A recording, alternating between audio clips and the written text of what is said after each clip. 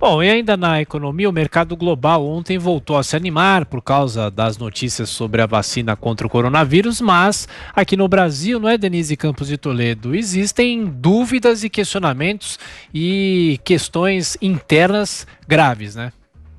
Exatamente, Tiago. Bom dia a todos. Pois é, a gente tem visto o mercado brasileiro acompanhar muito o movimento internacional e a gente viu uma redução da aversão ao risco no mundo.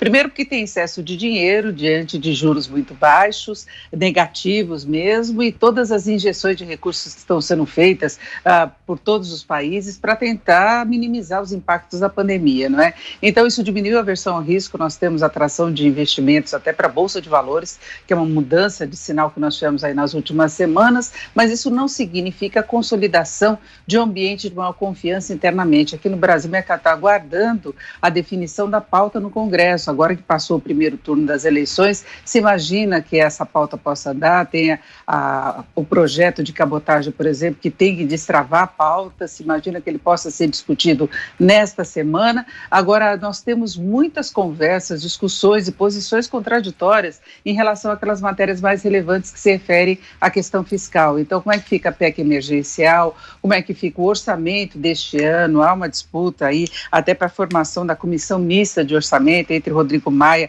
e Arthur Lira. Isso nos remete às eleições para a presidência da Câmara, depois tem presidência do Senado também. Então, o ambiente político referente às contas públicas não dá muita confiança que a gente possa ter essa aprovação rápida. Ontem, Rodrigo Maia se manifestou, ele falou que acha muito difícil que neste ano ainda se consiga discutir essas matérias, ele não vê o governo articulado e tem toda aquela dúvida referente ao Renda Cidadã, que não se sabe se entra no orçamento, se o governo vai anunciar um Bolsa Família fortalecido, com mais recursos, ou se fica aquilo que já foi na proposta orçamentária mesmo, o auxílio emergencial acaba no final deste ano, então tem todo um impasse e o governo não tomou uma posição, se ele quer cortar outros benefícios como abono salarial, se ele pode restringir a indexação de salários, de aposentadorias, tudo isso tem um custo, não é? Tem posições contrárias também no Congresso. Então, o mercado está aproveitando essa onda positiva, nós tivemos aí a Bolsa de Valores com uma recuperação importante, o dólar também se acomodou, mas fica a preocupação com essa situação fiscal. Então, o movimento positivo pode não se sustentar há muito tempo, exatamente por causa disso, inclusive tem alertas de agências de classificação de risco quanto a essa situação.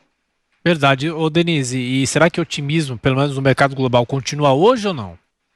Hoje tem um certo ajuste, viu, Tiago? Ontem o mercado ficou muito animado com aquelas novas notícias referentes a vacinas. Isso tem tido uma capacidade aí de impulsionar os negócios muito grande, porque o mercado quer ver o mundo livre dessa ameaça que é a pandemia, que atrapalha, só que a pandemia é uma realidade. A gente tem uma nova onda na Europa, tem também nos Estados Unidos. Biden está alertando até para os riscos dessa dificuldade de transição, complicar a situação nos Estados Unidos, aumentar ainda mais o número de casos. Então o mercado embala, mas depois passa por um ajuste. Isso está acontecendo agora na Europa, mas nada muito expressivo, são quedas pontuais. Na China também houve um certo ajuste por conta desse clima, mas aqui no Brasil o dólar mantém a trajetória de queda, ele recua agora 0,64%, a cotação de venda do comercial em 5,40. Agora isso tem a ver com um anúncio feito pelo Banco Central também, de uma oferta maior de swaps. Ele está, na verdade, confirmando uma sinalização dada lá atrás por um dos diretores do Banco Central, que acabou desmentindo, mas parece que o Banco Central quer aumentar a oferta,